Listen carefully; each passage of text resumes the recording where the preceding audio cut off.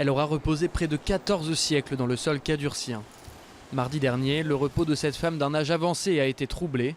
Dans un premier temps, les archéologues avaient découvert un sarcophage en calcaire et surprise, le joint en mortier était intact. Il a permis une conservation particulièrement bonne des restes de la défunte. Serge Régal, le président du conseil départemental, a assisté à l'ouverture de la cuve.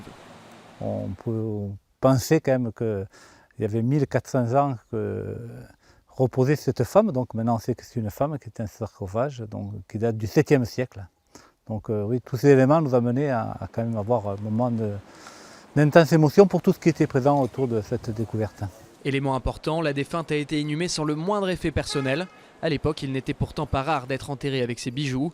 Elle a également été la seule à occuper le sarcophage alors qu'ils étaient souvent réutilisés.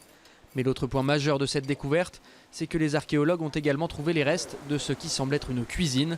Tant d'éléments qui devraient permettre d'affiner les connaissances historiques autour de la cité de Cahors et de la vie quotidienne au début du Moyen-Âge.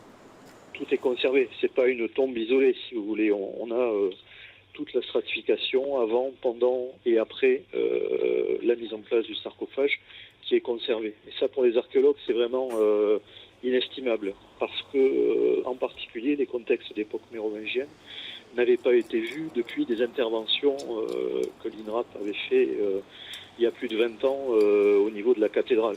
Désormais, les ossements sont analysés en laboratoire par les anthropologues de l'INRAP. Les résultats de leurs analyses devraient être connus à la fin de l'automne. Quant au sarcophage en lui-même, il sera visible au musée Henri Martin de Cahors après sa réouverture.